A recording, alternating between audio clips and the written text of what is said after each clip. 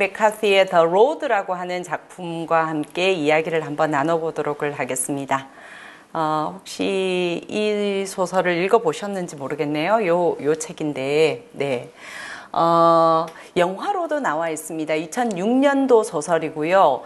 오늘은 아마 영화로 보신 분들이 더 많지 않을까라는 생각을 하는데, 영화와 소설을 넘나들면서 아마 주로 저는 이제 소설 전공자다 보니까 소설을 조금 더 중점으로 해서 이야기를, 그 텍스트에 아주 충실하면서 이야기를 한번 나눠보도록 하겠습니다. 자, 시작해도 되겠죠? 다 들어오신 걸로 보겠습니다. 제목이 사람이 무섭다예요. 이 소설이나 아니면 이 책을 또는 이 영화를 보신 분들은 굉장히 느낌으로 아시지 않을까라는 생각이 듭니다. 사람이 너무 무섭구나. 예, 전체적으로 굉장히 어두운 그러한 영화이고 소설입니다. 그래서 이 어두운 한 편의 소설 그리고 영화 속에서 과연 우리는 무슨 생각을 할 수 있을까? 예, 그런 다양한 생각을 사실은 할 수 있는데 그 중에서 오늘 저는 이제 쭉 하다 보면은 나중에 귀결하는 것이 어떤 환경, 생태라는 것과 그리고 사람이라고 하는 것 이런 것에 대해서 아마 좀 모아지지 않을까라는 생각을 해봅니다. 그 이외에도 많은 생각을 아마 하시리라고 생각을 합니다. 저는 뭐 특별히 더 뭐를 알아서가 아니라 일단 이 소설을 먼저 이렇게 안내해드리고 마치 한 편을 이미 다 읽으신 분들은 복습을 하는 그러한 기분으로 군데군데 아주 핵심이 되는 그러한 문장들을 같이 읽고 그리고 또 생각을 해보고 고민하고 되새겨보는 그러한 시간을 가져보도록 하겠습니다. 자, 소설의 딱 첫 시작이 이렇게 시작을 합니다.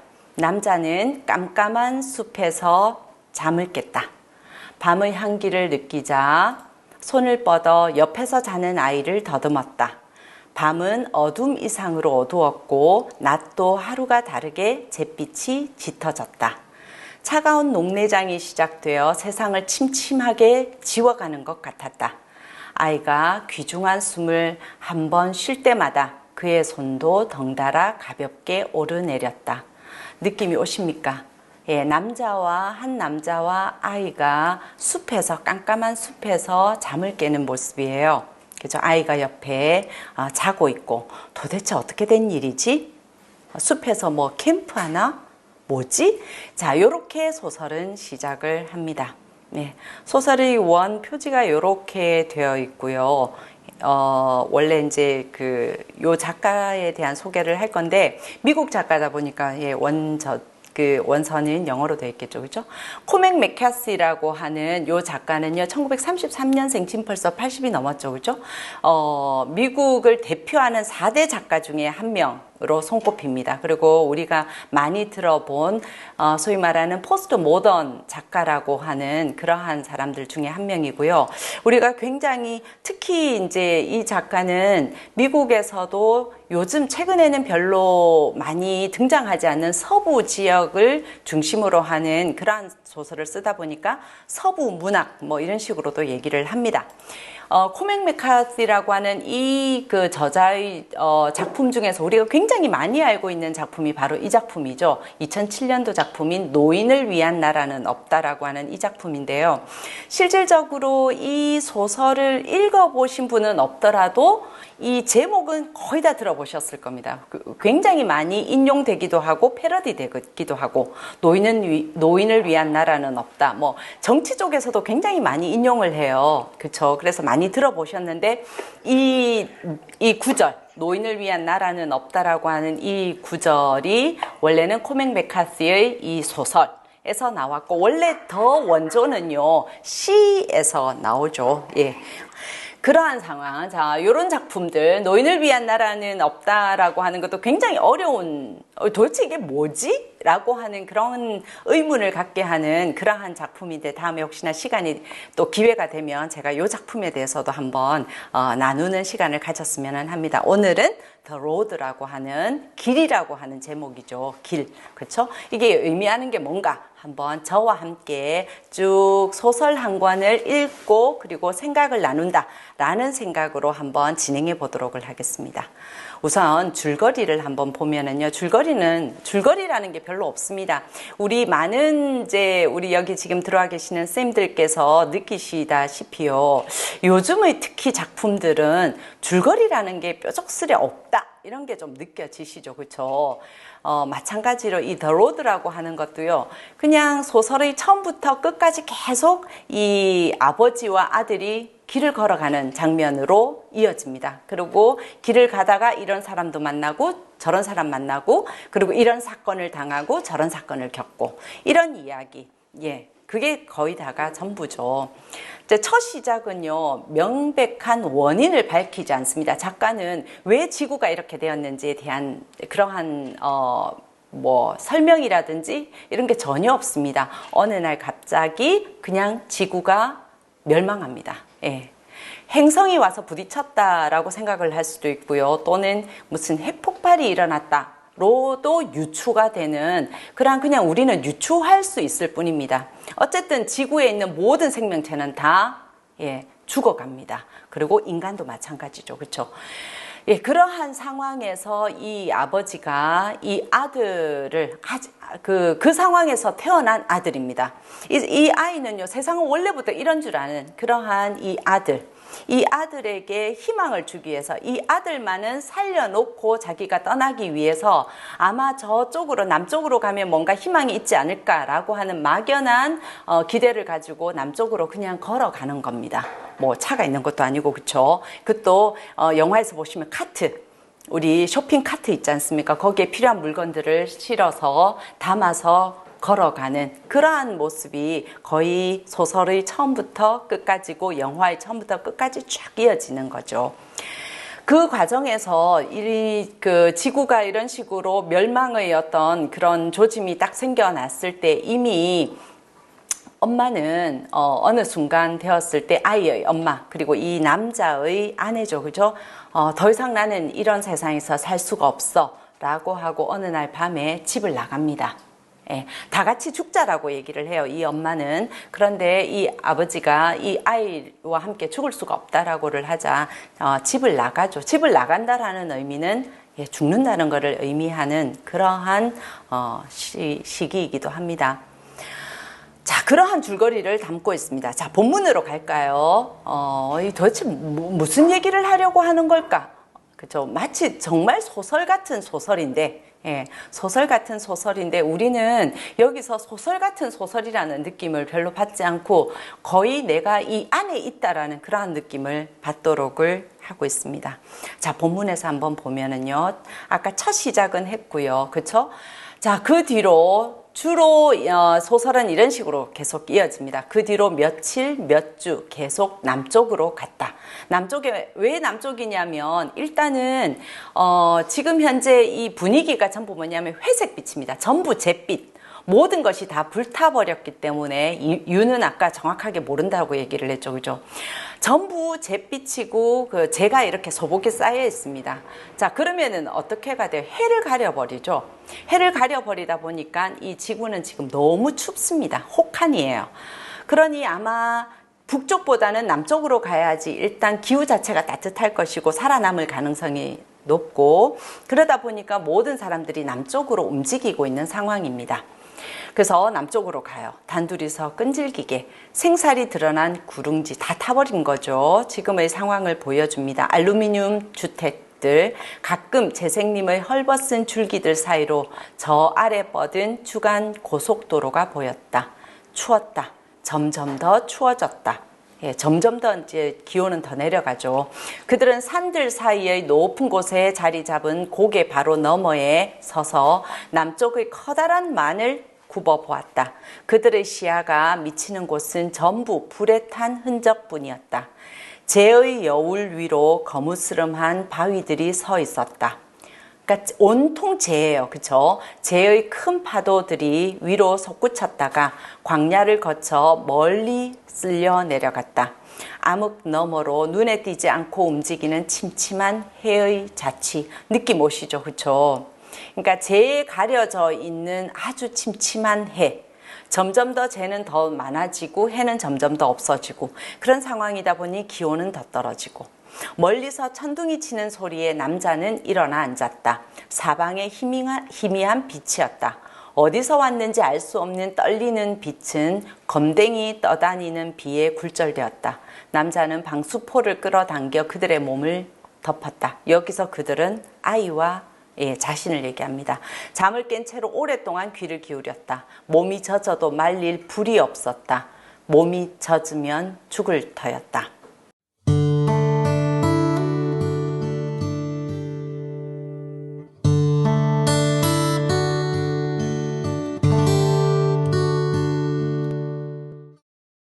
이제 소설의 분위기가 딱 느껴지시죠? 그쵸? 이런 분위기 속에서요, 자, 다시 조금 더 가볼까요? 낡은 상자들을 모아 바닥에 불을 피웠다. 연장도 몇 개 발견해 카트를 비운 다음, 자, 카트를 밀고 다닌다 얘기했죠. 그쵸?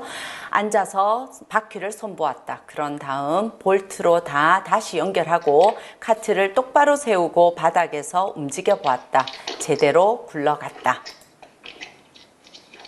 그리고 그런 모습을 소년 아들입니다. 앉아서 모든 것을 지켜보고 있었다. 자, 느낌 계속 오시죠? 남자의 가장 큰 걱정은 신발이었다. 왜? 끊임없이 걸어가야 하니까. 신발도 다 낡고, 그죠? 찢어져 있고. 그래서, 거의 뭐 천조각 이런 걸로 뚫뚫 말아서 걸어가는 상황입니다. 그리고 먹을 것. 자, 가장 큰 걱정은 신발이지만 사실은 신발이 아니죠. 가장 큰 걱정은 뭡니까? 먹을 것이죠.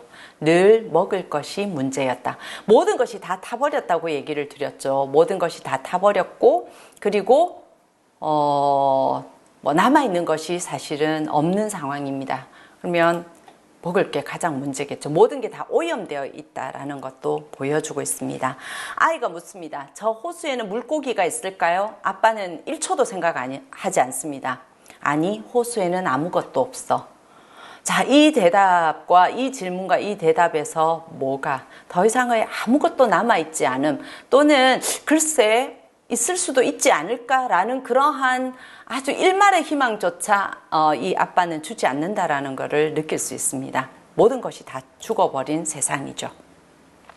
오직 꿈속에서만 이 아버지는 보면은 영화에서도 그렇고 소설에서도 보면 가끔씩 딱 꿈 장면만 되면 꿈이 아닌 현실에서는 계속해서 거의 그 장면을 볼 수 없을 정도로 회색빛입니다. 어둡습니다. 형체조차 잘 안 보이는. 그런데 갑자기 막 이 컬러가 막 보이기 시작하면 그건 꿈입니다.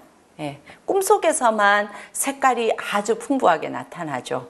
예, 즉 과거를 회상하거나 꾸미거나 그렇지 않고 현실은 회색빛밖에 없습니다.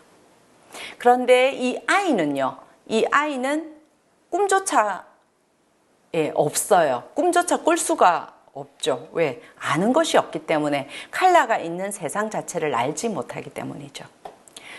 자, 조금 가다 보니 그죠? 지금 다 이게 타버렸기 때문에 그 위에 사람이 지나간 흔적이 보였다.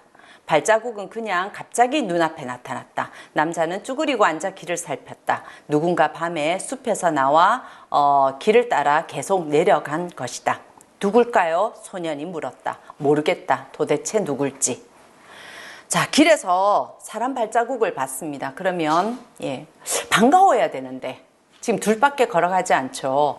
그런 상황에서 반가워야 되는데 그것보다는 오히려 두려움이 앞서죠. 어떤 사람인지를 알 수 없기 때문입니다. 그 어떤 사람인지에 대한 부분이 계속해서 읽다 보면 나오죠. 그는 누더기를 걸친 모습으로 말없이 그곳에 앉아 허리를 구부렸다. 소년은 연신 뒤돌아보며 말했다. 자, 그렇게 해서 걸어를 가다가 아까 그 발자국의 사람을 만나요. 그 발자국의 사람은요, 소위 번개에 맞은 사람이에요. 그래서 그 사람을 스쳐서 지나가면서 이 소년이 물어요. 저 사람 왜 그래요? 그러니까 번개에 맞았어. 우리가 도와줄 수 없어요? 아빠? 못해. 못 도와줘. 소년은 계속 남자의 외투를 잡아 끌었다. 아빠, 그만해라. 우리가 도와줄 수 없나요, 아빠? 못해. 우린 못 도와줘. 우리가 할 수 있는 건 없어. 그리고 계속 걸어가죠. 소년은 울고 계속 뒤돌아봐요. 자, 제가 이렇게 쭉 읽어드리면 그냥 이 느낌을 쭉 한번 받아보고 조금 있다가 우리가 이런 이야기를 나누고자 지금은 제가 텍스트를 거의 저와 함께 쭉 훑어가는 느낌으로 가도록 하겠습니다. 아빠의 이야기는요. 그 사람은 어차피 죽을 거야. 우리가 가진 걸 나눠줄 수는 없어. 그럼 우리도 죽어. 그러자 아들은 알아요. 자, 이런 장면이 종종 나옵니다. 이 이제 소설 속에서는요, 좋은 사람, 그러니까 선한 사람, 착한 사람, 나쁜 사람, 이 대비를 끊임없이 하거든요. 이 아이가 끊임없이 아빠에게 묻습니다. 우리는 좋은 사람이에요? 저 사람들 나쁜 사람일까요? 좋다, 나쁘다. 그러니까 원 소설에서는 good, bad라는 단어로 계속 good people이냐, bad people이냐 이렇게를 나오는데 착한 사람이냐, 나쁜 사람이냐. 그러면 이 아빠는 항상 해서 대답하는 게 뭐냐면 우리는 좋은 사람. 우리는 착한 사람. 이라고 대답을 합니다. 그래서 왜 제가 이 얘기를 하냐면 자, 아까 같은 경우에 저 사람을 도와줄 수 없을까요? 우리 못 도와줘. 왜? 그럼 우리도 죽으니까. 그리고 나중에 이 아빠는요, 자기 아들을 위해서 한치의 어떤 망설임도 없이 다른 사람을 죽이죠. 자, 그 장면도 한번 볼까요? 나중에.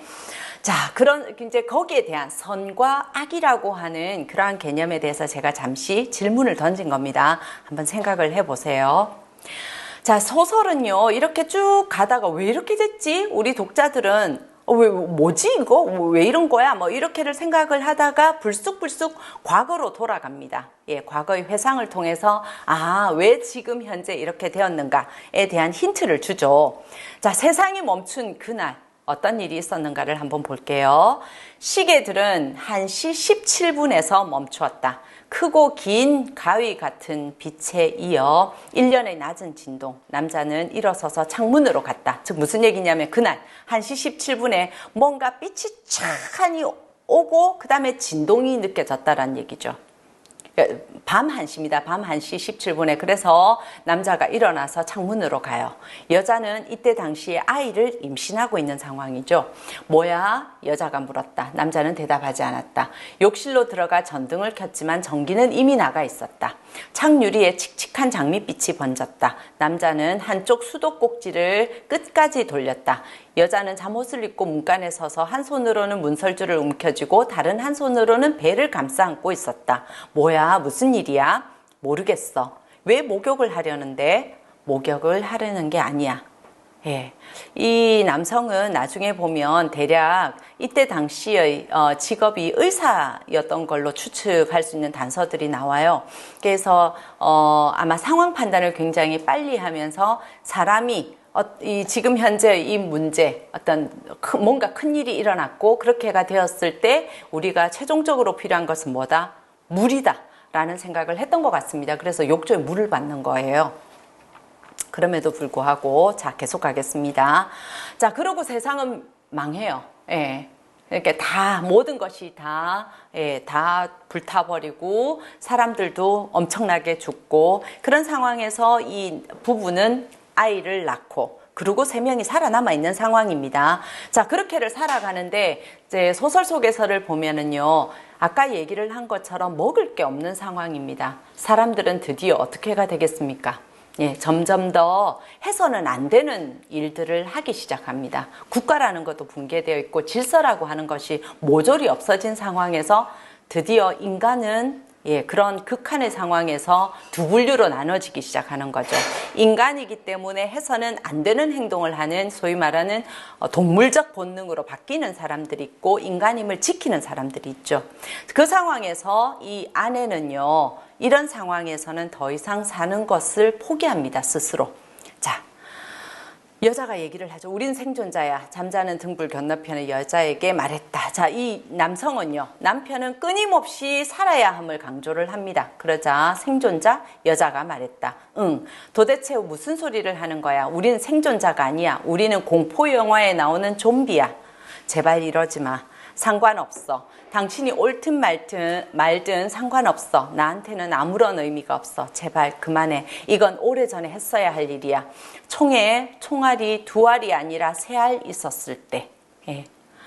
그죠? 3알이 있었을 때 아이와 남편과 아내가 다 같이 자살을 했어야 했다라는 얘기를 하는 거죠. 결국 죽느냐 살아남느냐 라고 하는 그러한 최종의 어떤 선택에서 이 아내는 존엄하게 인간으로서 죽는 것을 선택을 합니다. 그리고 이 아버지는 살아남아서 이 아들에게 최후의 어떤 희망을 남겨주는 것 쪽을 선택을 하죠. 누가 더 옳고 그러고의 문제가 아니고요. 굉장히 지금 우리가 이제 이 소설 자체가 굉장히 어둡기도 하고요. 장엄하기도 한 그러한 소설이다 보니 저도 평상시와는 달리 굉장히 무겁게 지금 강의를 하고를 있는데 굉장히 묵직한 그러한 주제입니다. 지금 듣고 계시는 우리 선생님들께서는 어떤 생각을 하시는지, 그래 과연 이 상황이 되었을 때 나는 존엄하게 인간으로서의 어떤 존엄성, 즉 동물이 되지 않기 위해서, 짐승처럼 되지 않기 위해서 나는 스스로 죽음을 선택할 것인가, 아니면 살아남아서 끝까지 투쟁하고 살 것인가, 이런 어떤 그래서 어떻게를 할 것인가, 이런 질문을 해볼 수 있을 것 같습니다.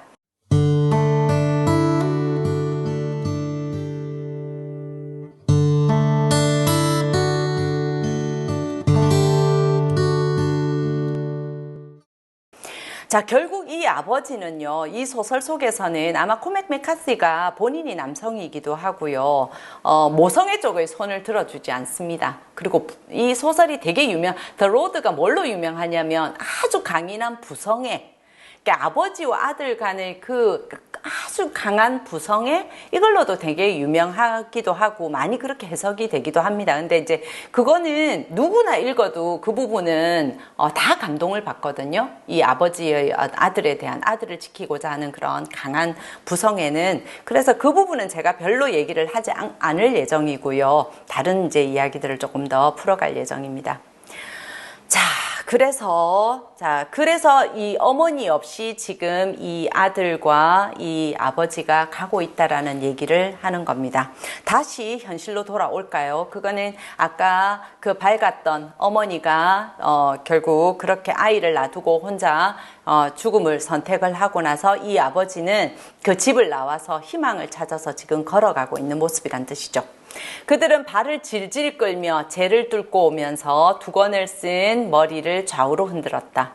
몇 명은 이 부분이 뭐냐면 아까 얘기를 드린 것처럼 처음에 어떤 남성을 길에서 만나지 않습니까? 그 사람은 천둥, 번개를 맞은 사람이었고요. 또 가다가 보니까 트럭을 한 대를 만나게 돼요. 그리고 거기에서의 사람들이 소위 말하는 이 소설 속에서 나쁜 사람들이라고 얘기를 하는 사람들의 전형인 사람들입니다. 어디선가 탈취를 했거나 폭파되지 않고 남아있는 트럭 하나를 가지고, 이런 세상이 이렇게 혼돈이 오면은 가장 먼저 뭐부터 할 것 같습니까? 무기부터 먼저 거머쥐는 거죠. 그래서 무기와 이런 것을 가지고 있는 사람들, 그런 사람들의 모습을 우리가 볼 수 있습니다. 그래서 남자는 권총을 허리띠에 꽂고 소년의 손을 잡은 다음, 요거는 이 남자는 우리 지금 주인공 남자입니다. 손을 잡은 다음 카트를 나무들 사이에 끌고 가 쉽게 뛰지 않는 곳에다가 놔두고 지금 숨는 겁니다. 그 트럭이 지나가도록. 소년은 공포 때문에 얼어있고, 남자는 소년을 자신에게로 끌어당겼다. 괜찮아. 남자가 말했다. 뛰어야 해. 뒤돌아보지 마. 어서. 그러고 도망을 가는 장면이에요. 자, 그럼에도 불구하고 숨어 있다가 그 트럭 속의 한 남자가 이렇게 숲으로 뭐 소변을 보러를 왔다가 이 부자를 만나게 됩니다. 그 상황에서 이 남자가 자기의 총알, 지금 아까 총알이 두 발밖에 안 남아 있다고 얘기를 했잖아요. 그죠? 그 두 발밖에 안 남아 있는 총을 겨눕니다. 이 남자에게. 너한테는 총알이 두 발밖에 없어. 어쩌면 한 발뿐인지도 모르지. 저기서 총소리를 들을 거야. 이거는 아까 그 나쁜 남자 중에 한 사람이 얘기를 합니다. 그러니까 이 남자, 우리의 주인공 아빠가 그래 듣겠지. 하지만 넌 못 들을 거야. 왜? 총알이 소리보다 빨리 움직이기 때문이지. 네가 소리를 듣기도 전에 이미 네 뇌 속에 들어가 있을 거야. 그걸 들으려면 전두엽하고 구와 측두 뇌회라고 부르는 게 필요한데, 자, 이런 의미에서 이런 부분을 통해서 이 사람이 원래는 의사였지 않을까 이런 추측을 하도록 만든다는 거죠. 너한테는 이미 그런 게 없을 거거든. 이미 다 수프가 돼 있을 거야. 당신 의사야? 그랬더니 이 사람의 대답은요, 난 아무것도 아니야. 원저에서는 nothing이라는 말을 하는데요. 그렇죠. 세상이 이렇게 되고 나서는 내가 이전에 뭐였고, 내가 뭐 하는 사람이었고, 내가 얼마만큼 부자였고, 이런 게 아무것도 남지를 않는 거죠. 예. 극한의 어떤 상황에서의 인간은요, 뭐 하는 사람, 뭐 부자, 가난, 인종, 이게 아니라 여기에서처럼 메카시는요, 아주 간단하게 이야기를 합니다. 아주 악한 사람과 선한 사람, 두 부류밖에 없다. 이렇게 얘기를 하고 있는 거죠. 그러면서 끊임없이 우리에게 질문을 합니다. 예, 당신은 선한 사람이냐 아니냐. 예. 자, 그래서 결국 이 남자는요, 우리 주인공 남자는요, 2m 떨어진 거리에서 이 남자에게 총을 발사합니다. 그리고 사내는 바로 뒤로 쓰러져 죽죠. 그러고 나서 어째야 되겠습니까? 총소리를 듣고 나머지 무리들이 올 거기 때문에 엄청나게 빠른 걸음, 빨리 도망을 치고 다행히 살아남습니다. 한 고비를 넘겼죠. 그렇죠?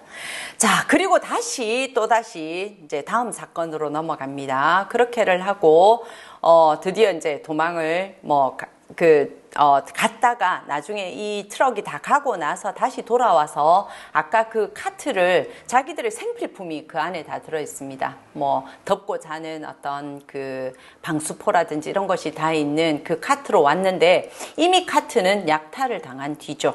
그리고 먹을 게 약간이라도 남아있었지만 이제 아무것도 없습니다. 그곳에는 아무것도 없었다. 그렇죠? 소년의 배낭도 사라져 보이지 않았다. 예, 그렇게하고를 오다가 자, 겪는 일을 한번 볼까요? 돌아오는 길에 뼈와 꺼죽이 쌓여 있고 그 위에 돌멩이들이 덮인 것을 보았다. 뭔 것 같습니까? 예, 창자의 웅덩이. 이 창자는요, 사람의 창자를 얘기합니다. 남자는 신발 끝으로 뼈들을 밀어보았다. 삶은 것 같았다. 느낌 오십니까? 이 뭐지? 예, 이 뼈가 이게 삶아서 그 안에 속살은 없고 뼈만 남아 있는 거라는 얘기죠. 옷은 전혀 보이지 않았다. 아니, 여기서 웬 옷, 즉 사람이라는 얘기입니다. 그렇죠? 어둠이 다시 밀려오고 있었다. 벌써 몹시 추웠다. 남자는 몸을 돌려 소년을 두고 온 곳으로 가 무릎을 꿇고 두 팔로 소년을 꼭 안았다. 얼마나 절망적이겠습니까? 예, 그렇죠? 자, 사실은 이 상황에서 이 더 로드에서는요, 나중에 되면은 아까 얘기를 드린 것처럼 더 이상 지구상에 먹을 게 남아있지 않습니다. 그러면 어떻게가 돼요? 남아있는 사람들만 남아있는 겁니다. 그죠? 그런 상황에서 누가 먹히고 먹느냐의 생존의 어떤 최악까지를 가는 그러한 장면을 보여주고 있죠. 자, 닷새 동안 아무것도 먹지 못하고 잠도 거의 자지 못했다. 이런 상태로 작은 도시의 변두리에 이르렀다. 길 위쪽의 언덕에 한때 웅장했던 집이 자리 잡고 있었다. 소년은 남자의 손을 잡고 서 있었다. 자, 언덕 위에 아주 멋진, 옛날에 아주 부잣집이었을 것 같은 그런 집이 남아 있어요. 지금 닷새 동안 못 먹었죠. 그래서 아빠는요, 저기에 가면 뭔가 먹을 게 남아 있을지도 몰라. 왜? 부잣집이니까. 그죠? 먹을 걸 찾아야 돼. 근데 아이는 가지 말자라고 얘기를 해요. 그런데 아빠는 들어가 보자 라고 얘기를 하고 들어갑니다. 이 소설에서 가장 끔찍한 장면 중에 하나입니다. 뭐가 있을 것 같습니까? 자, 읽어드리겠습니다. 남자는 삐걱대는 나무 층계를 내려가기 시작했다. 고개를 숙이고 라이트를 켠 다음 재물을 바치듯이 어둠 위로 불을 들어 올렸다. 즉 불을 들고 지금 위에는 아무것도 없어요. 그런데 어떻게 보니까 지하실로 내려가는 문이 있는 거예요. 그래서 지하실에 대부분 뭐 음식이나 이런 것들을 지하 저장고에다가를 하다 보니까 지하실로 내려가 보는 거죠. 냉기와 습기, 사악한 악취. 소녀는 남자의 외투를 콱 움켜쥐었다. 돌벽의 일부가 보였다. 진흙바닥, 시커멓게 더럽혀진 낡은 매트리스. 남자는 몸을 웅크리고 다시 밑으로 내려가 불을 앞으로 뻗었다. 뒷벽에 웅크리고 있는 것은 벌거벗은 사람들이었다. 남자 여자 할 것 없이 모두 두 손으로 얼굴을 가리고 숨으려 했다. 예, 어두운 지하실이죠. 지하실에 그냥 사람들이 벌거벗은 채 사람들이 있는 거예요. 매트리스에는 두 다리가 허벅지까지 다 잘린 남자가 누워 있었다. 뭉퉁하게 남은 부분은 시커멓게 그을려 있었다. 냄새가 끔찍했다. 제가 이런 거 읽어드려서 정말 죄송합니다. 느낌 오시나요? 제가 굳이 설명을 안 해도 이게 느낌이 오시죠? 맙소사, 남자가 작은 소리로 말했다. 이윽고 한 사람씩 고개를 돌리더니 희미한 빛을 향해 눈을 깜빡였다. 살려주세요. 그들이 작은 소리로 말했다. 제발 좀 살려주세요. 맙소사, 남자가 말했다. 오, 맙소사. 남자는 몸을 돌려 소년을 잡았다. 서둘러. 남자가 말했다. 얼른. 그죠? 다시 얘기를 드리자면 아까 얘기를 한 것처럼 지금의 이 세상은요, 먹을 게 더 이상 없는 세상이에요. 자, 아까 얘기를 드린 것처럼 소위 말하는 총과 권력이 아니죠. 힘을 가진 사람들, 그죠? 무기를 가진 이 사람들. 자, 이 사람들은 무기를 가지지 않은 사람들, 힘이 없는 사람들, 이 사람들을 지금 어떻게를 하고 있는 겁니까? 예. 소위 음식으로, 예.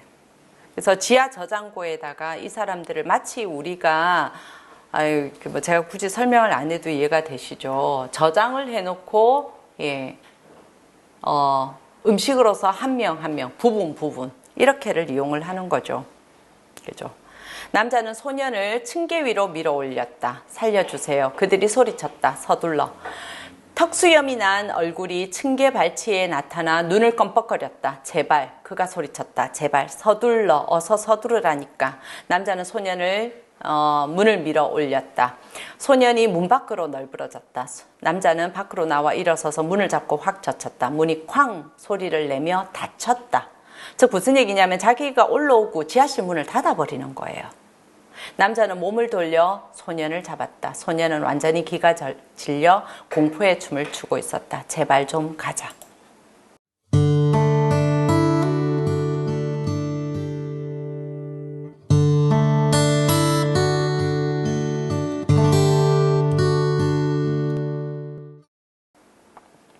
자, 여기서 또다시 우리는 잠시 질문을 던져봐야 돼요. 오케이, 지하실의 상황, 그죠? 어떤 상황인지 느낌이 오잖아요. 그런 상황에서 이 남자가 순간 이게 뭘 의미하는지를 확인하는 순간 자기는 이제 도망을 쳐서 나와요.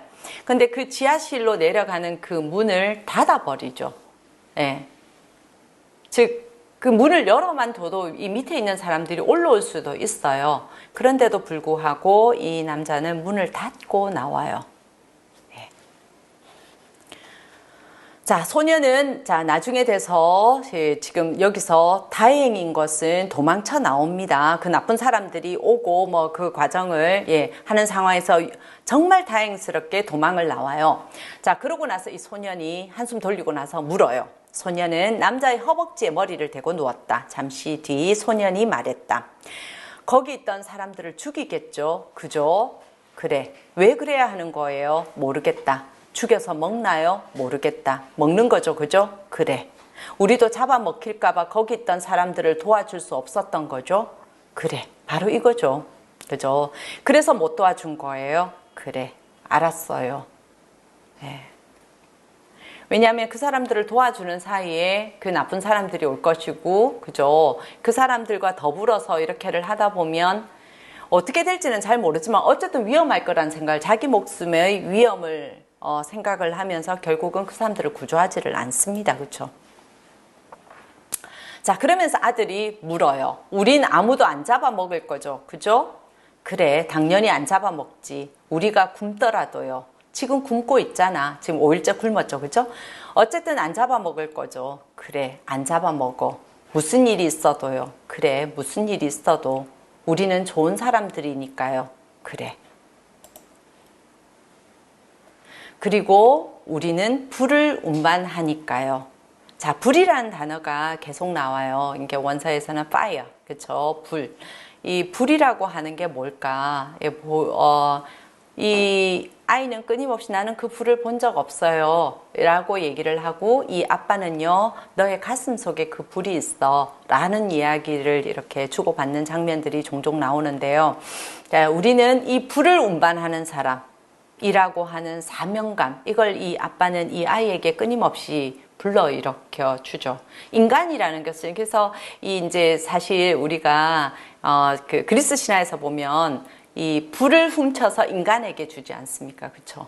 그러니까 짐승들이나 동물들 세계에서 인간이 도저히 싸울 수 있는 그런 무기가 전혀 없다 보니까 인간이 다 멸종할 수 있는 그러한, 인간이 다 죽을 수 있는 그러한 상황에서, 그렇다면 인간에게 신만이 갖고 있었던 그 불, 그걸 인간에게 주면 인간이 지혜와 이런 걸로 인해서 이 동물 세계에서, 짐승 세계에서 살아남을 수 있을 것이다 라고 해서 불을 훔쳐서 갖다 주잖아요. 그 불을 의미하는 것 같습니다. 그렇죠? 이 불이라고 하는 것이.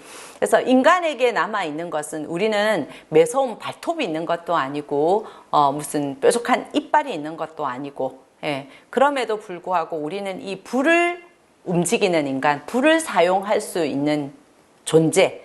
이게 이 불이라고 하는 것이 궁극적으로 상징하는 것이 인간을 상징을 하는 거죠. 그래서 우리는 불을 움직이는 존재다. 그 얘기는 우리는 인간이다. 그래서 인간으로서 차마 그러면 아까 얘기한 그런 사람들은, 아까 그 사람들은 불을 운반하는 사람이 아닌 거죠. 그죠? 불을 가지고 있는 삶이 아니라 어떻게 보면 가장 근원적인 자신의 욕구와 살아남기 위해서, 생존을 위해서라면 인간임을 포기하고 무기를 사용하는, 짐승들이 자기의 이빨과 발톱과 이런 것들을 이용을 하듯이, 아까 그 인간을 잡아먹는 그 나쁜 사람들이라고 표현되어 있는 그 나쁜 사람들은 불을 움직이는 사람들이 아닌 거예요. 자기들의 생존을 위해서라면, 그렇죠, 무기를 사용하는 그러한 사람들. 그런 의미에서 이 불이 상징하는 것은 아까 얘기를 드린 것처럼 인간이기 때문에 갖고 있는 어떤 최고의 지켜야 하는 것, 이런 것을 다 상징하고 있는 것 같습니다. 그래서 이제 아빠가 끊임없이 이 아이에게 얘기를 하는 거죠. 우리는 불을 운반하는 사람이야. 그래서 우리는 즉 사람이라는 얘기를 끊임없이를 하는 겁니다. 자, 다행인 거는요. 자, 그렇게 하고 나서 이 아이와 아빠가 다시 아까 그 위험한 상황을 이겨내고 가다가 우연히 길에서 이렇게 들판에서 뭔가를 바닥에서 발견을 해요. 그렇게 하고 그걸 이렇게 열어보니까 그 밑에 지하 저장고가 있는 거예요. 음식 저장고가. 엄청나게 많은 캔들, 깡통들, 그쵸? 그게 가득 차 있고, 그리고 아마 그 주인은 뭔가를 대비한 것처럼 거기는 음식만 있는 것이 아니라 씻고 할 수 있는 그런 모든 것들이 다 되어 있어요. 그래서 거기에서 아주 잠시긴 하지만 아주 행복한, 면도도 하고 목욕도 하고 인간으로 돌아오는 그러한 부자의 모습이 여기서 그려집니다. 자, 아버지의 감탄, 내려와라, 이럴 수가, 어서 내려와. 통조림이 든 상자가 잔뜩 쌓여 있는 그러한 공간을 발견을 합니다. 아이는 여기서 그냥 계속 살면 안 돼요? 라고 얘기를 하지만 아빠는 불안하죠. 그렇죠? 여기서 계속 살 수도 없었어요. 음식도 언젠가는 끝이 나겠지만 문제는 그 나쁜 사람들 역시 음식이 없기 때문에 아까 사람들을 하고 나면 그 다음에는 또다시 끊임없이 추격을 할 것이고 하다 보니까 들키게 될 것을 생각해서 여기에서 음식을 잔뜩 카트에 옮긴 다음에 다시 길을 떠납니다. 예. 그러한 장면이 이어지죠. 자, 그 다음에 만나는 사람이 어느 노인이에요. 이제 카트는요, 이 물건 실을 수 있는 만큼 깡통을 다 담습니다. 깡통을 다 담아서 이제 또다시 길을 떠나죠. 그 안에 있는 담요 이런 것도 챙겨가지고 떠나는데요. 어느 노인을 길을 가다가 노인을 만나는 장면이 나옵니다. 자, 이 노인은 어떤 면에서는 약간 신과 같은 또는 초월한 어떤 존재, 약간 그런 뭔가가 평범하지 않은 그러한 느낌을 주는 그러한 노인이기도 합니다. 자, 한번 볼까요? 사람들은 늘 내일을 준비했지. 하지만 난 그런 건 안 믿었어. 이게 이제 이 노인의 대사입니다. 내일은 그런 사람들을 위해 아무 준비도 하지 않았어. 그런 사람들이 있다는 것도 몰랐지. 사람들은 사실은 이게 의미하는 게 뭐예요? 우리는 늘 내일을 준비하는 거예요. 내일 어떻게 될 거. 내일을 위해서. 아이들 보고도 가장 그런 말을 많이 하시지 않습니까? 지금이 아니고 네 나중에 돼서 뭐 먹고 살려고, 나중에 어쩌려고. 근데 그 나중이라고 하는 것이 우리가 준비한 대로 오지 않는다라는 얘기예요. 예, 굉장히 이거는 좀 니체적이기도 하고 우리가 얘기하는 지금 이 순간이라고 하는 그러한 개념들도 다 담고를 있고 많은 것을 생각을 하게 하는데 아까 얘기를 한 것처럼 이런 세상이 올 줄 누가 알았을까? 우리는 끊임없이 미래를 설계하고 미래를 이야기하고 미래 세계는 어떻고 라고를 하지만 과연 우리가 준비하고 우리가 예상하는 것처럼 미래가 오더냐?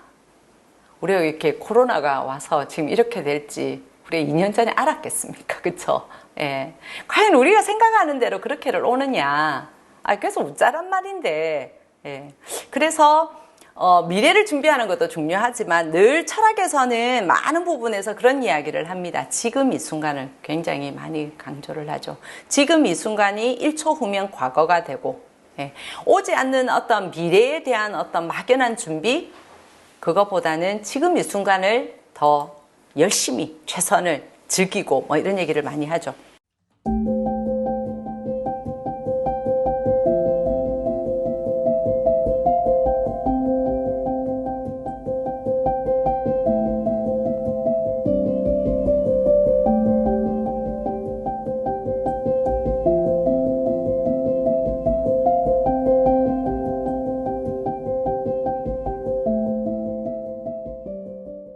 노인은 뭔가 약간 초월한 듯한 그러한 그러한 이야기들을 많이 나눕니다. 그래서 굉장히 철학적인 부분이기도 합니다. 한번 보실까요?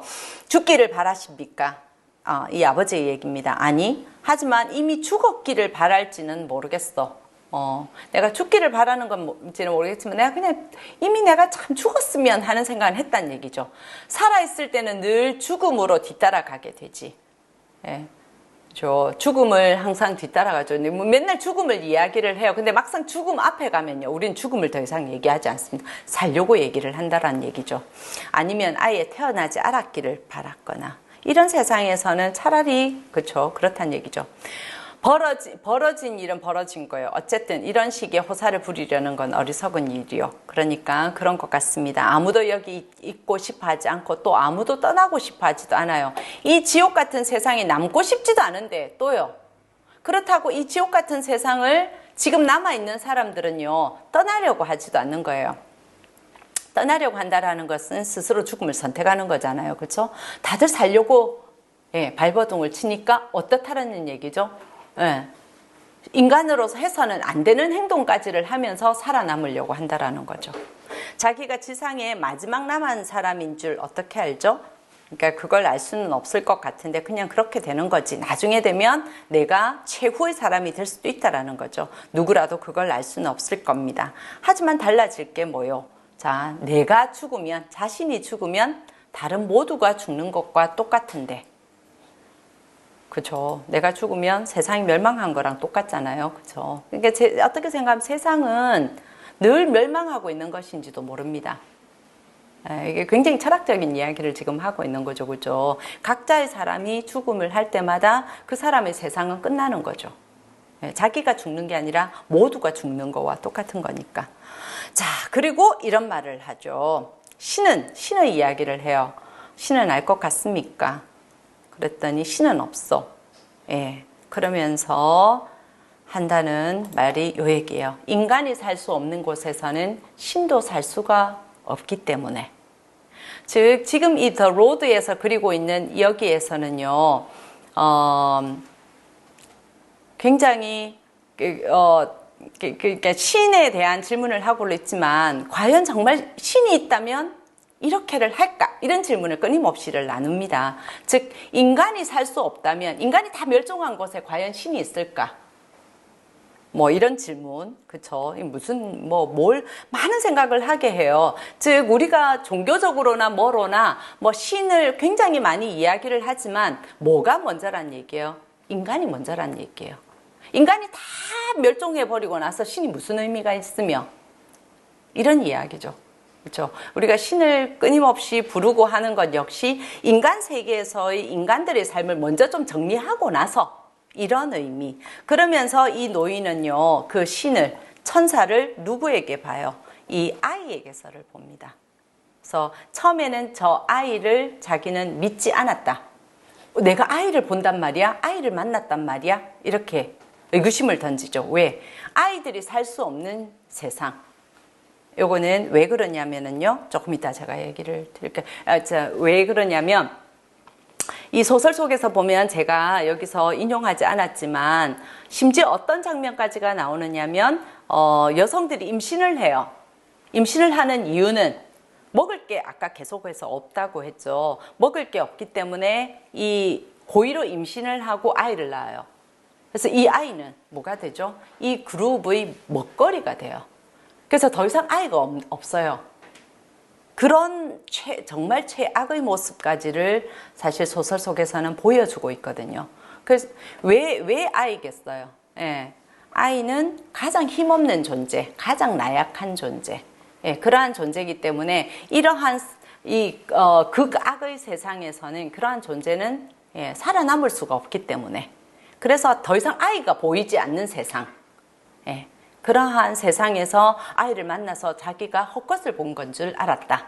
따라서 이렇게 아이 한 명이 살아있다라는 것은 그 자체가 사실은 불이고 그 자체가 희망이라는 얘기를 담고 있는 겁니다.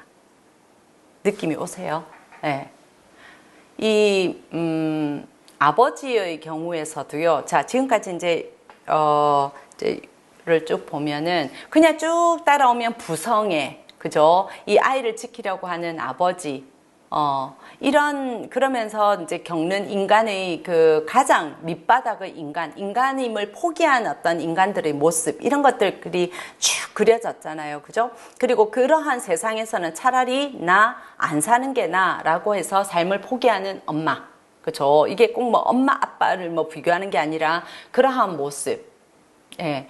그런데 또 한편으로를 보면은요, 아까 지금 이 노인이 어떻게 저런 아이가 존재할 수 있지? 살아남아 있을 수 있지? 자, 아이를 데리고 다니는 아버지는요, 아이를 보호하는 어떤 성인은 이미 그 자체로 선한 존재예요. 이 세상에서는. 왜 그럴까요? 왜 그럴까요? 그 채팅으로 이게 답이 들어와야 되는데, 네, 왜 그럴까요? 네. 왜 이 노인이 여기서 얘기를, 자, 그쵸? 저 아이를 봤을 때 난 내가 죽은 줄 알았어. 천사인 줄 아셨어요? 뭔지는 모르겠지만, 다시는 이 세상에서, 지금의 이 세상에서 아이를 볼 수 없을 줄 알았다. 아까 제가 얘기를 드린 것처럼, 아이는 가장 나약한 존재, 힘없는 존재. 그래서 나약하고 힘없는 존재부터 다 죽어가는 거죠. 그쵸? 그런데 아이가 있다니. 예, 그 자체가 희망인 거예요. 아이가 있다라는 것은 희망입니다. 여기서. 왜 그럴까요? 예, 사투르스 그 그림 아시죠? 예, 크로노스. 그리스 신화에서 보면, 크로노스가 자신의 아이들을 잡아먹는 그러한 그림 아시죠? 그쵸? 그래서 보면 자기의 권력을 위해서 또는 자기가 이 세상을 지배하는 왕이어야 하니까, 신들의 왕이어야 하고 세상을 지배해야 되는데, 나를 뭐 하려고 하는, 나를 이기려고 하는 나의 아이들 어떻게를 합니까? 잡아 먹어버리죠. 다 낳자마자. 그쵸? 자, 그러한 모습과 상당히 지금 대조적인 모습을 보여주는 거예요. 즉, 인간이 사실은 어떻다? 그렇게까지 잔혹해질 수 있다. 왜? 내가 살아남기 위해서라면 나의 자식도 잡아먹는 그러한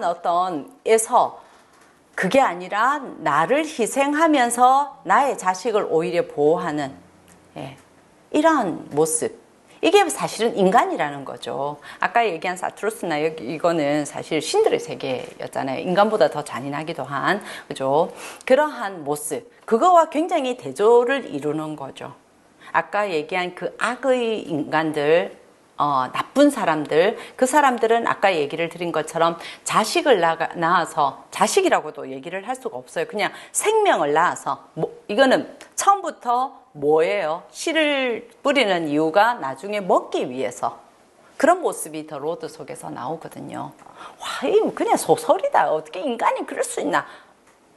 자, 조금 있다가 실화 속에서, 예, 우리가 알고 있는 정의란 무엇인가에 보면 나오죠. 그 5명의 선원, 예, 망망대해에서 살아남은 5명의 선원이 나중에 어떻게를 합니까? 1명을 잡아먹죠. 예, 실제로 있는 일이죠.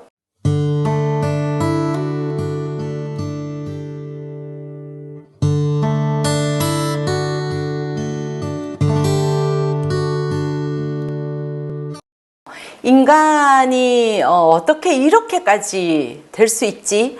라고 하는 그러한 모습들이 사실 이 더 로드라고 하는 이 소설 속에서는 다 등장을 합니다. 나중에 혹시 기회가 되시면 영화로 꼭 한번 보시기를 권하는데요. 영화 속에서는 조금 더 흥미라고나 할까 뭐 그런 위주로가 되어 있기도 하고 뭔가 생각할 거리들을 확확 빨리 지나가 버리기 때문에 조금 더 글쎄 뭐 스토리 위주일 수는 있습니다. 하지만 저랑 같이 이렇게 문맥을 다 고민을 해봤기 때문에 조금 더 다른 의미로 와닿지 않을까라는 생각은 해봅니다. 자, 다시 우리는 문장과 더불어서 고민을 한 번 더 해보도록 하겠습니다. 아까 제가 마치는 즈음해서 얘기를 드렸던 과연 이게 소설 속의 이야기일까? 인간이 극한의 상황까지를 간다면 과연 나를 포기하고 그러니까 나의 삶, 나의 생명, 나의 생존을 포기하고서라도 인간으로서의 존엄성을 과연 지킬까? 아니면 인간 일단 살고 보자가 될까? 라고 하는 그러한 이제 많은 경우들이 사실 우리가 뭐 그 경우를 겪지 않고서는 그런 일을 뭐 안 겪고서는 우아하게 살 수 있는데, 그쵸? 그런 경우에서 인간이 얼마만큼 잔인해질 수 있는가라는 것들이 이러한 소설에서 많이 다루고 있죠. 우리가 눈먼 자들의 도시에서도 보면 인간이 극한 상황이 되면 어떻게 짐승처럼 변하는가. 그래서 눈먼 자들의 도시에서도 거기서 주인공 여성이 계속해서 하는 말이 적어도 우리는 짐승이 되지 말아야 되지 않겠습니까? 이런 대사가 나오거든요. 여기서도 마찬가지죠. 그렇죠?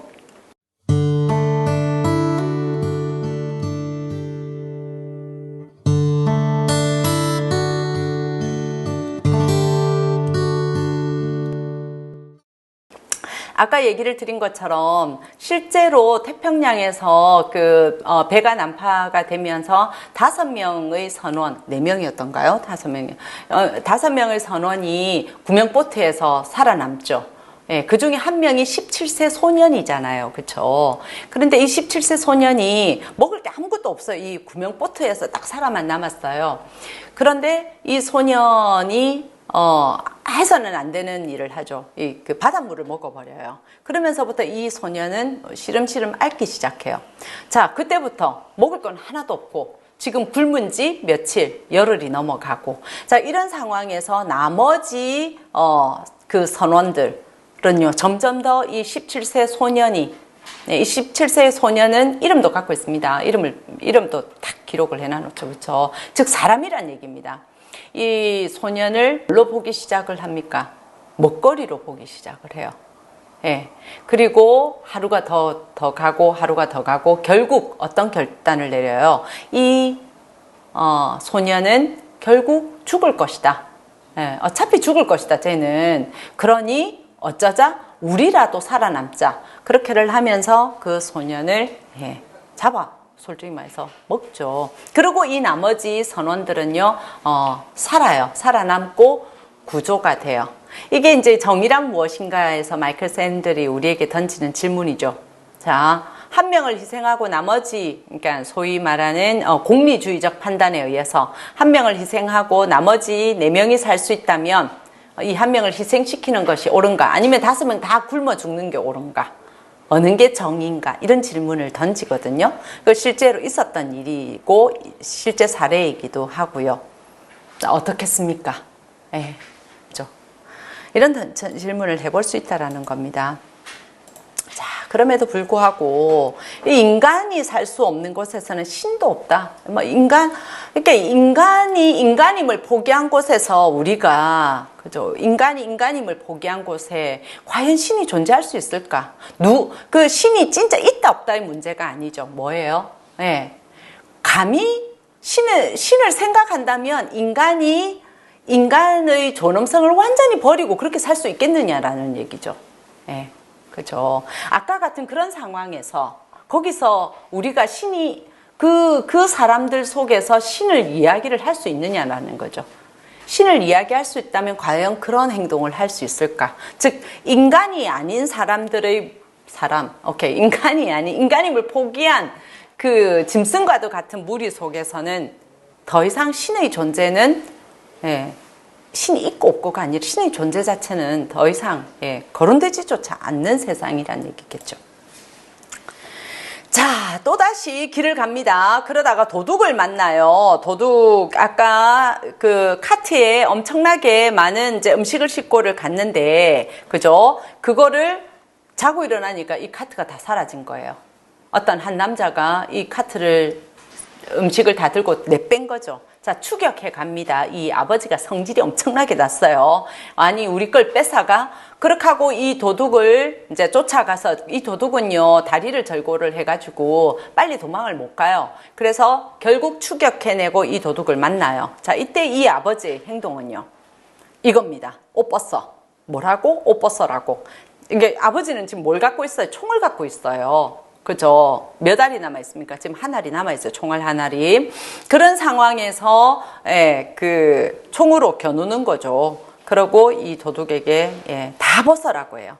그래서 홀라당 다, 벗겨버리고요. 그러고는 그 남자를 그 길에다가 세워놓고 이 아버지는 다시 카트를 뺏어서 가져가요. 네가 우리한테 우리의 모든 것을 가져갔잖아. 그래서 니는 가진 게 아무것도 없으니까 그 옷가지를 내가 다 뺏어서 가져가.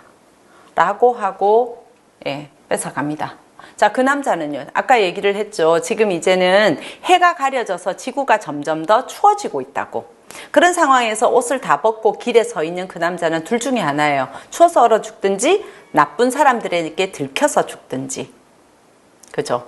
간접적으로 이 남자는, 이 아이의 아버지는 그 도둑질을 한 그 남자를 죽인 결과가 되는 거예요. 살인을 한 거랑 똑같죠. 아까 그 남자는 도둑은요.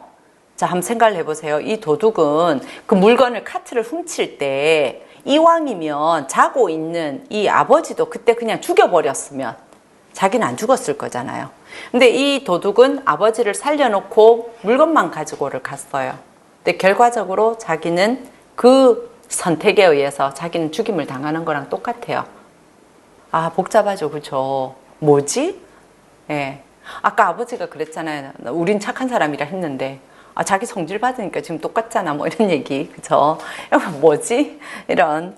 결국, 이게 나의 아이를 살리기 위해서, 내가 살기 위해서 이런 생각 꼭 그렇게까지 할 필요가 있었을까? 뭐 이런 많은 어떤 질문들이 가능해집니다. 그래서 결국은 아이가 굉장히 화를 내요. 아이가 난 그 사람을 죽일 생각이 없었어. 아빠가 그렇게 하니까. 그러나 소녀는 아무런 대꾸도 하지 않았다. 하지만 우리가 그 사람을 죽였어요. 그리고 사실 다시 돌아갑니다. 이 아이 때문에. 이 아버지도 좀 양심의 가책도 느껴지고. 하지만 그 남자는 그 자리에 없어요. 예. 자, 그러면서 이제 꿈 이야기가 나오는데요. 실질적으로 이제는 꿈조차 꿀 수 없는 그러한 거의 희망조차 걸 수 없는 그러한 이야기까지가 나오고요. 자, 그러다가 이 아버지는 지금 이제 소설이 쭉 진행되는 과정에서 이 아버지가 죽어가고 있다라는 그러한 힌트가 계속해서 등장을 합니다. 그게 아버지가 기침을 계속해요.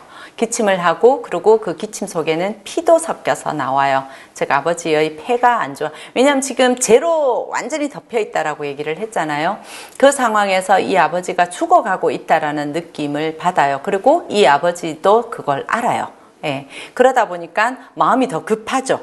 예, 빨리 이 아이를 어디 안전한 곳까지를 데려다 줘야 되는데 라고 하는 그런 아버지의 조급증 이런 것도 보여집니다. 자, 그러다가 또다시 어느 건물에서 사람의 인기척을 발견을 합니다. 발견을 하고 그런데 그쪽에서 먼저 이 남자를, 즉 아버지를 나쁜 사람으로 생각을 하고 화살을 쏩니다. 그리고 거기에 아버지가 다리를 맞죠. 그리고 아버지는 그쪽을 향해서 또 그 조명탄을 쏩니다. 그래서 그쪽에 있는 사람도 죽어요. 예. 이제 그러한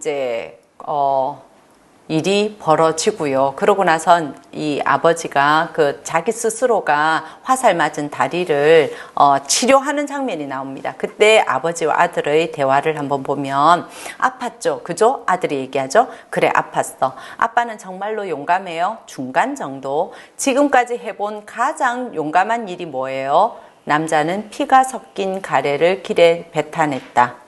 오늘 아침에 잠자리에서 일어난 거. 네. 아이가 아버지가 이때까지 한 일 중에서 가장 용감한 일이 뭐냐고 물으니까 오늘 아침에 포기하지 않았고 잠자리에서 일어난 거. 이게 내가 한 가장 매일매일 아침이 이 아버지는 아마 고민과 갈등이 아니었을까. 그쵸? 그게 가장 자기가 하는 일 중에서 가장 용기 있는 일인 거예요.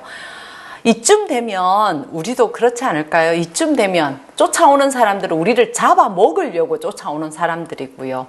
저기에는 특히나 저쪽 남쪽을 가면 뭔가가 있다라는 확정이라도 있으면 우리가 또 가요. 확신이라도 있으면. 근데 그것은 확신이 없는 거예요. 막연한 거잖아요. 그러면 우리가 이렇게 간다라는 것은, 희망을 걸고 간다라는 것은 정말 대단한 용기가 필요한 것이 아닐까. 예. 그래서 그것 자체가 굉장히 용감한 것이 아닌가. 그럼에도 불구하고 한번 생각을 해보시면 이게 소설 속에서만 그럴까? 자, 이게 소설 제목이 더 로드잖아요. 길. 사실은 알고 보면 여기는 극한으로, 아주 극한으로 다 그려놔서 그렇지 우리의 삶 자체가 사실은 이렇죠.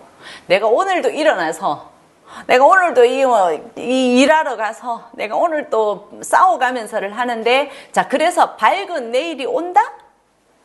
라고 하는 확신이 있으십니까? 네, 그쵸. 확신이 없잖아요. 확신할 수 있는 게 아무것도 없죠. 모든 것이 다 불명확해요. 불확실하고. 그러니까 마치 안개 속에서 우리가 가는 것처럼, 우리 이 영화에서를 보면, 소설 속에서 보면 모든 게 잿빛이에요. 뿌연 속에서. 그리고 저쪽에서 다가오는 사람이 선한 사람인지 악한 사람인지 전혀 알 수가 없어요. 그래서 여기서처럼 총을 쐈는데 알고 보니까 그게 착한 사람이었을 수 있고요. 내가 착한 사람을 죽였을 수도 있고, 착한 사람인 줄 알고 갔는데 악한 사람일 수도 있고, 우리의 삶 자체가 이런 것이 아닌가. 그래서 오늘 아침에 나는 또다시 희망을 걸고 그럼에도 불구하고 일어나는 것. 그게 우리 삶에서 가장 용감한 일은 아닌가.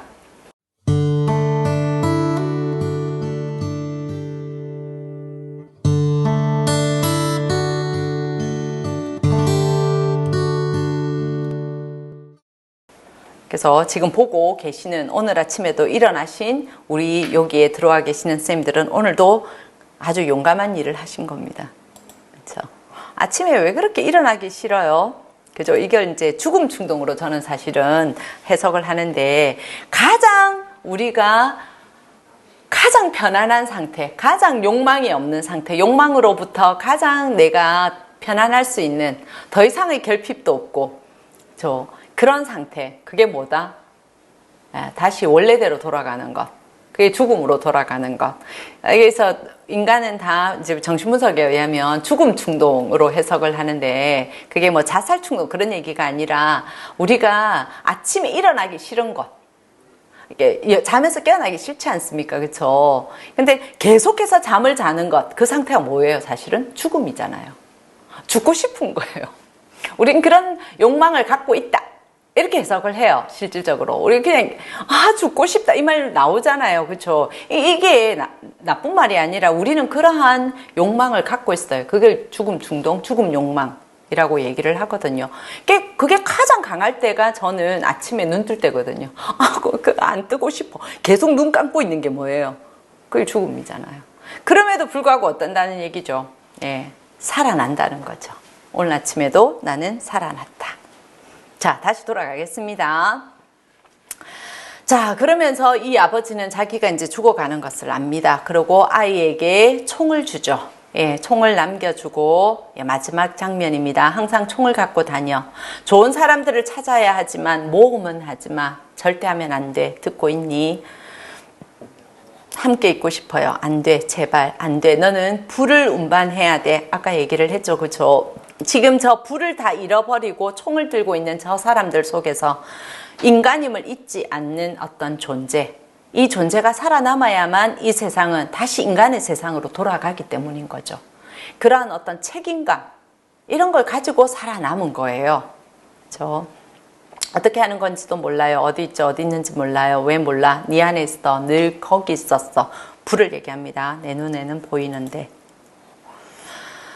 그러면서 이 아버지가 하는 얘기가 나는 죽은 아들을 품에 안을 수가 없어. 그럴 수 있을 거라고 생각했는데 그럴 수가 없어. 즉 이 아들을 원래 아버지는요. 자기가 죽으면 이 아들의 운명은 어떻게 될지를 몰라요. 그래서 자기가 결국 죽게 된다면 이 아들과 같이 죽을 걸 생각을 했던 거죠. 그런데 죽은 아들을 자기가 안을 수가 없어서 이 아들을 내버려 두고 남겨두고죠. 자기 혼자 죽음을 의 길을 가는 겁니다. 그리고 아버지는 죽어요. 그날 밤 소녀는 아버지 가까이에서 자며 아버지를 끌어안았다. 하지만 아침에 일어났을 때 아버지는 차갑고 뻣뻣했다. 소녀는 앉아서 오랫동안 울다가 일어서서 숲을 헤치고 길로 걸어나갔다.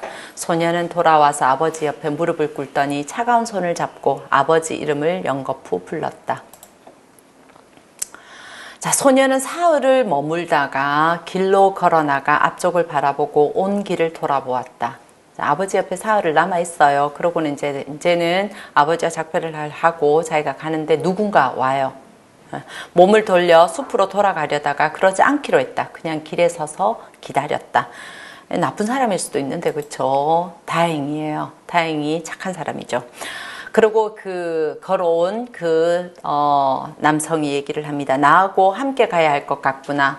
그러니까 아이가 아저씨는 좋은 사람인가요? 그래, 난 좋은 사람이야. 이 아이는 끊임없이 물어요. 우리는 좋은 사람인가요? 아빠는 좋은 사람인가요? 예, 저 사람들은 나쁜 사람인가요?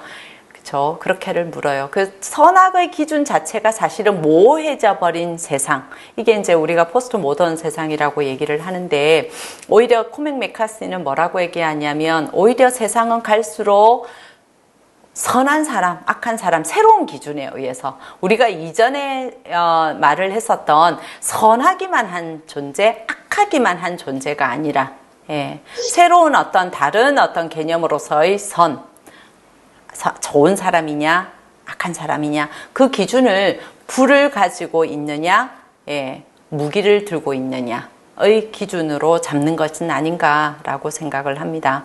그러면서 아이가 아저씨는 불을 운반하세요? 그래, 운반하자. 사실은 이 아저씨는 저게 뭔 말인지 몰라요. 근데 어쨌든 아이한테 뭔가 잘 얘기를 해야 될 것 같아서 그래 라고 대답을 하는 장면이죠. 그리고 또 하나를 더 물어요. 더 묻는 게 아까 제가 아이가 상징하는 걸 얘기를 했잖아요. 아이들은 있나요? 라고 물어요. 있지. 그 아이들을 잡아먹진 않죠. 안 잡아먹어. 사람을 잡아먹진 않죠. 안 먹어. 우린 사람 안 먹는다. 내가 함께 가도 되나요? 그래, 가도 돼. 그럼 좋아요. 그래, 이렇게 하고 갔는데 이게 잡아먹으면 어떡하죠? 이런 생각이 안 드세요? 난 그런 생각이 막 들었는데, 다행인 것은 소설 속에서는 정말 이 사람들은요, 자기의 아이들을 데리고 개도 한 마리 있어요. 예, 개도 한 마리를 데리고 있어요. 이게 상징하는 건 엄청납니다. 개가, 그쵸. 극한의 상황에서 개는요, 가장 먼저 잡아먹히는 대상 아닐까요? 그쵸. 그럼에도 불구하고, 예, 지켜주는 어떤 것. 인간이기 때문에 지켜주는 그런 것들을 다 상징하고 있는 게 아이와 나중에는 심지어 개 이런 것까지가 등장을 합니다. 자, 마지막 소설의 마지막 장면입니다. 한때 산의 냇물에 송어가 있었다. 왜 갑자기 이런 얘기를 왜 하지? 자, 느낌으로 오세요. 송어가 호박빛 물 속에 서 있는 것도 볼 수 있었다. 송어가 이렇게 서 있는 거예요. 지느러미가 하얀 가장자리가 흐르는 물에 부드럽게 잔물결을 일으켰다. 이때까지 소설에서 전혀 볼 수 없는, 소설 속에서는 끊임없이 재가 그냥 회색빛 재, 그죠? 나무가 죽어있던 검은 나무가 쓰러지고 하는 것만을 얘기를 하다가 손에 잡으면 이끼 냄새가 났다. 생명이 느껴지십니까? 근육질에 윤기가 흘렀고 비트는 힘이 엄청났다. 등에는 벌레 먹은 자국 같은 문양이 있었다. 생성되어가는 세계의 지도였다. 지도와 미로, 되돌릴 수 없는 것, 다시는 바로 잡을 수 없는 것을 그린 지도. 송어가 사는 깊은 골짜기에는 모든 것이 인간보다 오래되었으며 그들은 콧노래로 신비를 흥얼거렸다. 이렇게 끝나요. 그쵸. 이 얘기를 왜 하는 걸까요? 예, 자, 지금 우리는 요걸 볼 수 있어요. 지금 요거는, 그죠? 그런데 더 로드에서의 쭉 과정을 다 겪고 나서 끝에 대해서 요 장면을 딱 보는 순간, 맞아. 지금은 이 세상이 요렇는데, 예. 이 잿빛 세상이 되고 나면 이거는요, 너무나도 그리운, 너무나도, 막연한, 그죠? 너무나 돌아가고 싶은 어떤 것, 너무나 소중한 것, 이런 것들로 쫙 보이죠. 그럴 것 같죠, 그쵸? 그런데 실은 지금은 우리는 요걸 갖고 있어요. 아직까지는.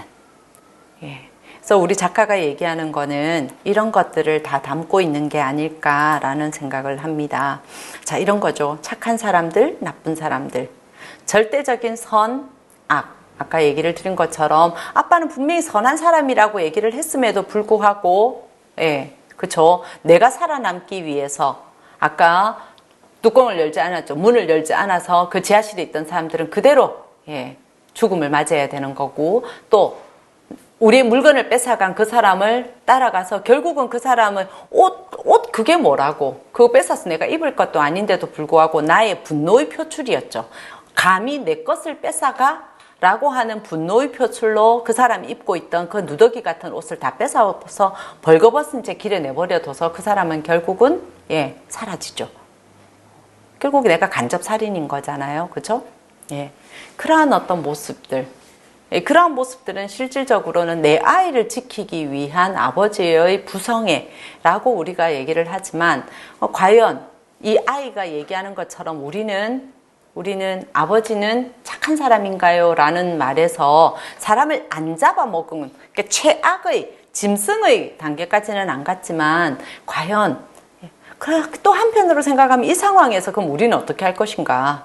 우리는, 그죠? 이렇게 될 수밖에 없는 것은 아닌가? 그래서 이런 생각들, 많은 생각들을 할 수 있을 것 같습니다.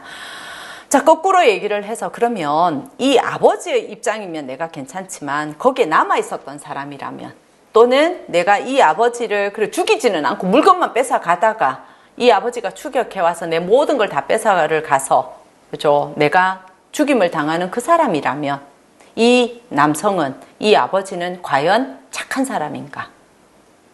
그죠? 뭐 이런 많은 생각을 해볼 수가 있다라는 거죠.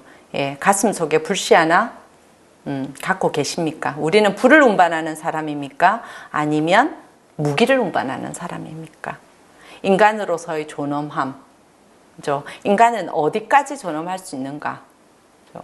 살아남기 위해서라면, 살기 위해서라면 인간임을 포기하고 어쨌든 일단 살고 보자로 가는, 그렇게를 해야 될까? 그렇게 해서 살아남는다면, 예. 자, 그러면 나중에 아까 질문에서, 그 노인의 질문에서 그 최후에 살아남는 존재가 된다면, 이런 질문도 하잖아요. 그죠? 자, 먹을 게 갈수록 없어요. 예. 그러면 어제까지 음식을 나누던 이 사람이 나중에 최종에 가면 어떻게 가야 돼요? 서로가 서로에게 먹잇감으로 보이길 수밖에 없잖아요. 그걸 쭉 해온 사람들은. 이렇게 되면 어떻게 될 것인가? 아까 얘기한 선원들 역시 처음에는 이 소년이었지만 만일에 구출되지 않고 4명이 또다시 계속 굶어간다면 그 다음 차례는 누가 될 건데? 그 다음 차례는. 그렇죠? 그리고 최후로 남는 사람은. 그렇죠? 이런 어떤 것들, 이런 것들을 다 생각해 볼 수 있다라는 거죠.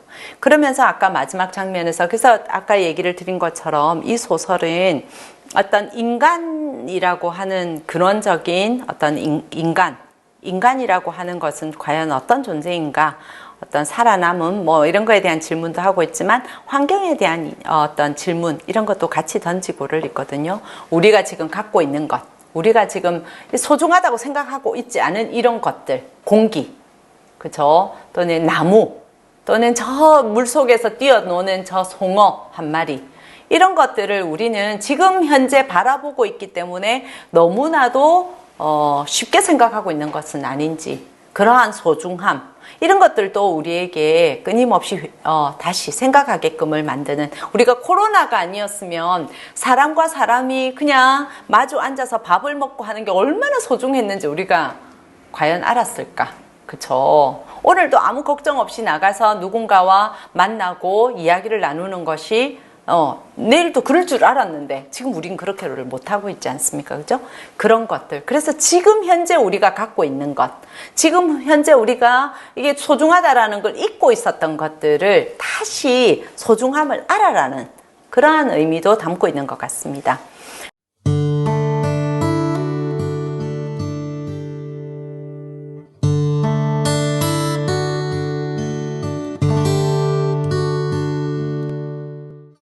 그럼 그 속에서 우리가 살아야 하는 이유가 뭔데? 라는 것, 인간이라는 것, 이런 것, 함께라는 것, 그리고 인간의 존재, 이런 모든 것들에 대한 질문이 바로 이 더 로드라는 소설 한 권이 아닐까 생각을 합니다.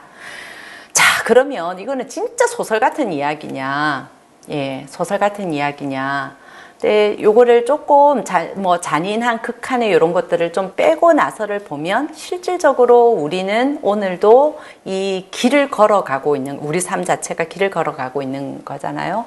그리고 이 길이 그렇게, 우리가 왜 꽃길만 가세요? 이런 이제 유행어가 번지느냐 하면 어차피 길인데 이런 척박함 또는 이런 잔인함 이런 거 안 보고 꽃길만을 갔으면 좋겠다, 늘 행복했으면 좋겠다, 이런 게 이제 꽃길만 가세요 뭐 이런 것 같은데, 과연 삶이라는 게 꽃길만 갈 수가 있던가요? 그쵸?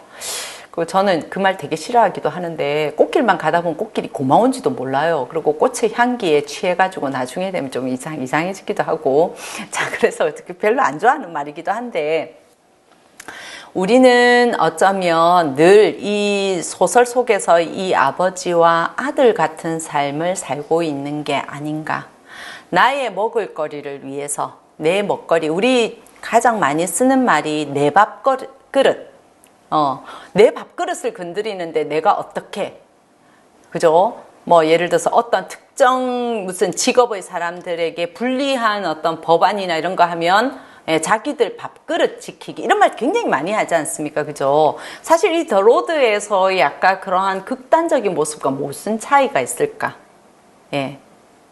결국 인간이 먹을 것 이것만을 가지고를 싸우는 존재라면 이것은 인간이 아니라는 거죠.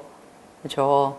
그래서 굉장히 여기서는 극단적으로 그려놓고 있기는 하지만 실질적으로 우리의 삶, 우리 지금 현대인들의 삶 자체가 알고 보면 그러한 싸움이기도 하다는 거죠. 내 먹거리를 위해서, 내 밥그릇을 위해서 타인은 과감하게 죽여버릴 수 있는, 타인의 어떤 존엄성이나 그런 것은 아랑곳하지 않고 굉장히 냉혹하고 잔인한 우리의 사회, 현대사회 이런 것을 굉장히 극단적으로 그려놨을 뿐이지 실질적으로 우리의 삶이 그렇다라는 거죠. 자연 파괴 역시 마찬가지인데 이 사회가 이 소설 속에서의 모든 게 잿밖에 안 남은 이 세상 역시 사실은 우리가 지금 내 하나의 이기심과 이런 거를 위해서 생태계라든지 자연이라든지 이런 거를 과감하게 다 파괴해버리지 않습니까? 전혀 신경 쓰지 않습니다. 그렇게 해서 남은 세상, 내 밥그릇을 위해서 너의 죽음, 다른 아이의 죽음, 그렇죠. 그러니까 우리 뭐 요즘 학교 뭐 이렇게 엄마들 사이에서도 보면 내 애는 소중해서 남의 애는 어떻게 되든지 말 이런 굉장히 잔인한 모습들, 현대 사회에서의 잔인한 모습들 이런 게 이런 이 더 로드라고 하는 작품 속에서 다 우리가 돌이켜 볼 수 있는 그러한 것이 아니었나.